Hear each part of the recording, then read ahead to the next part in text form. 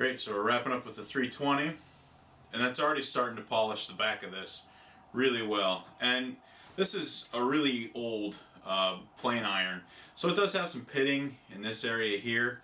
What I'm really mostly concerned with is along this very edge way down here. So this pitting and this little bit of a hollow in here I'm not too terribly concerned with. As long as, especially for a plane iron, as long as this last bit is nice and flat and polished, I can get a nice, sharp, keen edge on this plane iron.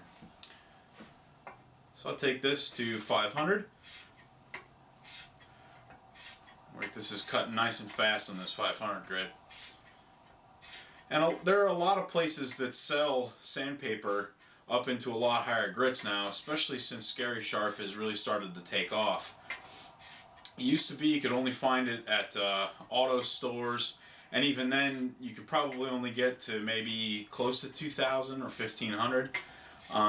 But now, you know, you can get sandpaper all the way up close to like 6,000. I find the 3,000 is enough, and then I take it to the honing films. They're just as easy to find online as a lot of this sandpaper is. So then I usually take it to 1,000 grit before I switch to the bevel. A lot of people don't take it quite that far.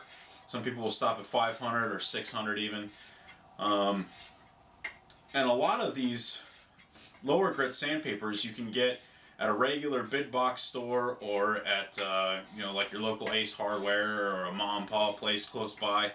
A lot of them sell the lower grit, probably up to 600 even, sheet sandpaper and just a bottle of 3M spray adhesive. And that's all you really need to get started. And this is already starting to polish that back really well. So from the 1,000 grit, I'll then start to polish the bevel. And because this hasn't had much work done on it at all, this bevel is actually rounded just through years of it being sharpened and maybe not always sharpened properly. I got this one on eBay, and I think somebody cleaned this up with a Dremel brush before I got it because it was pretty beat up. So I'll use this Veritas sharpening or honing fixture.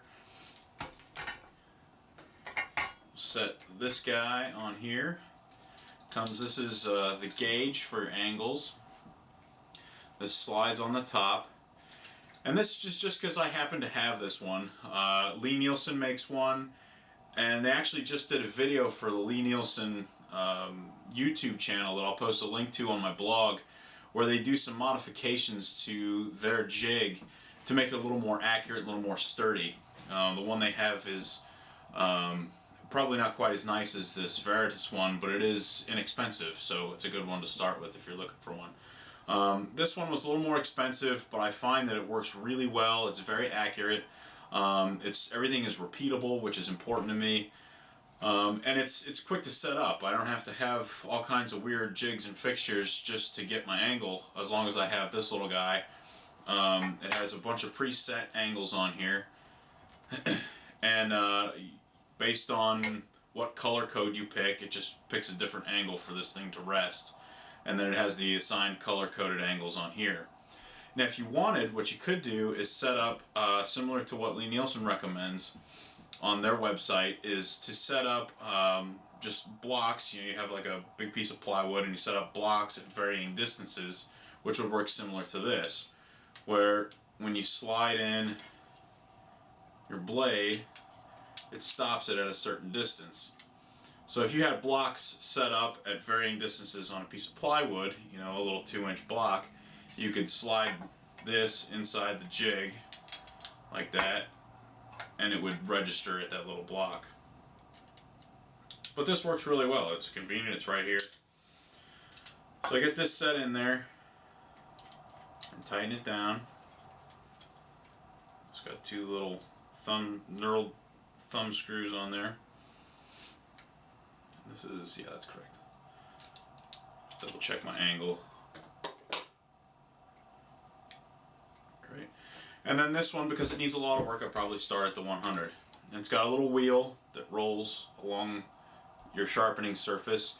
And if I use this on my oil stones or the water stones, I make sure I clean it really well. Fortunately, the whole thing disassembles, so you can clean it and replace parts.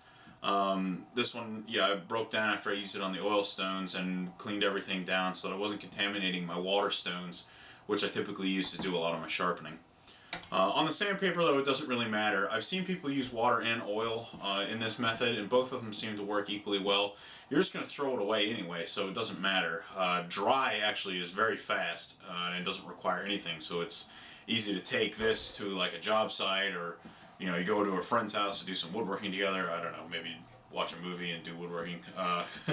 You just set this up wherever, and because there's no cutting fluid required, it's really not too dirty. If you use it with water, though, it does become rather messy. So with this one, you can push and pull like this, but I tend to prefer just to pull.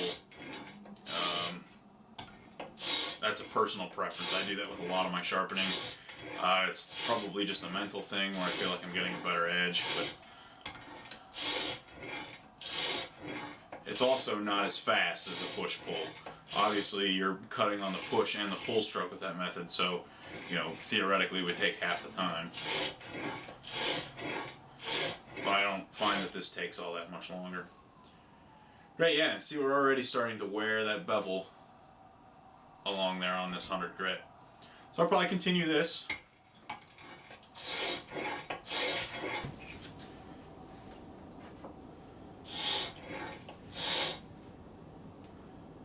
Great. That's starting to polish up that bevel really nice. So, take it from the 100 to 250. Now they also make a wheel for the bottom of this that's slightly cambered for cambered blades. So if you have a blade that's actually a little bit concave on there, I see that a lot in some heavier cutter planes, like joiners or scrub planes. Some of the ones that use a cambered blade for fast removal of material. Oh, great. We go up to the 320, and this method is really fast. It's a lot faster than the water stones or the oil stones, in that a lot of this sandpaper is really fast cutting. There, it's already starting to polish up that bevel really nicely. And I can feel a burr on here. I couldn't, as we flattened the back, I couldn't feel one on the bevel like we talked about earlier. But now that I've started to work the bevel, that the back and the bevel have become closer and closer. I had a lot less material to take off the bevel before it touches the back. So I can already start to feel the burr, that little wire edge across the back. 500. So now that we've got a nice edge from the 500 grit, we'll take it up to the 1000 grit sandpaper.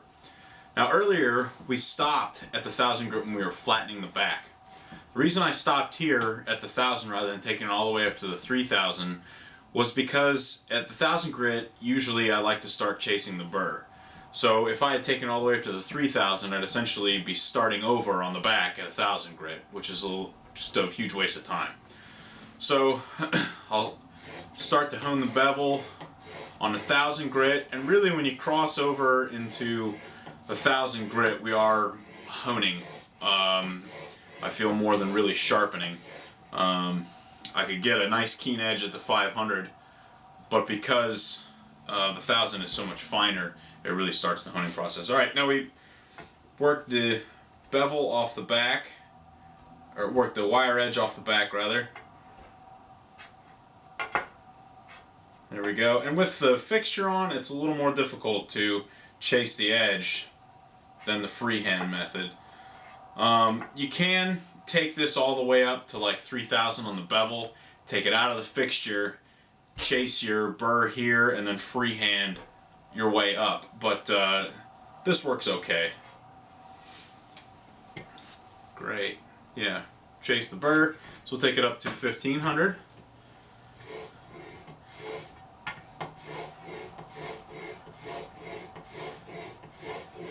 Now on this, I will count strokes one way or the other, but until I'm really putting on that last bit of polishing, with the honing film, it really doesn't matter as long as I can chase the burr and feel the burr move back and forth.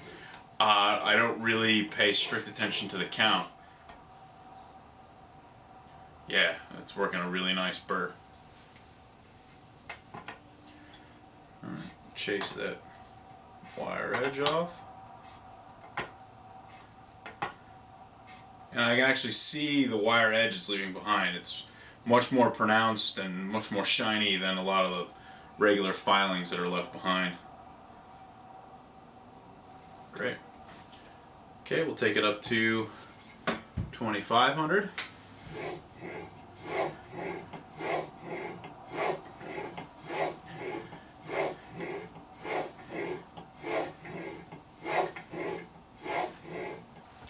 Each of these smaller pieces are cut from a sheet. The sheet sandpaper looks like a regular sheet you'd get at a hardware store, 8.5 by 11 size. I cut them just with a straight edge and the side of this razor. I've seen people make all kinds of jigs and fixtures to cut sandpaper. Everything from a hacksaw blade, tacked down to a piece of wood that you slide the paper under, all kinds of overly complicated stuff. As long as you can just cut it off with something, I find a razor blade and a straight edge works great. Whatever you got to do to cut it to size. There's no reason to glue down an entire piece of sandpaper unless you have a lot of sharpening or honing to do at that certain grit. The nice thing about the sandpaper is that the sizes are a lot of times very flexible. So if you have a lot of work to do on a piece of 100, you could set up several or one big one and do a lot of different tools on one piece of 100. So you could, take all of your chisels, say, up through the grits all together. So say you got 30 chisels to sharpen, sharpen 30 of them on several pieces of 100, then take that piece off and put on 250, and just keep working your way up the grits.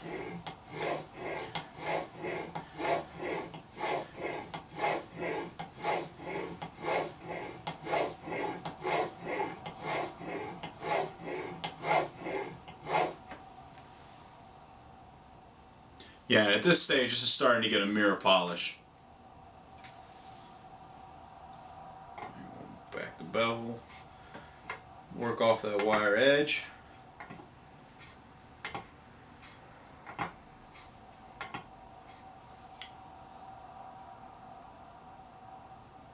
Nice.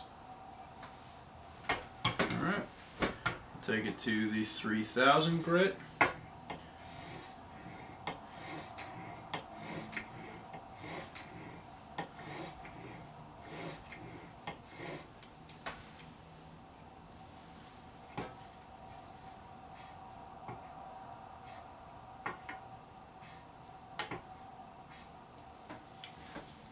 Beautiful. Now I would continue this up through the honing films, probably each micron size. The 15 micron is probably really close to this 3000 grit sandpaper. They're not exactly translatable. A lot of people have different charts and comparisons, in Excel spreadsheets and stuff. But really, in reality, a lot of those comparisons are a guess at best as to what the micron really translates to in grit, and then between the grit and say an oil stone or a ceramic stone, a lot of those are estimations, but they're pretty close. A lot of people's I found a couple that I'll post on the blog that seem like pretty decent comparisons, but again, remember that they're not exact.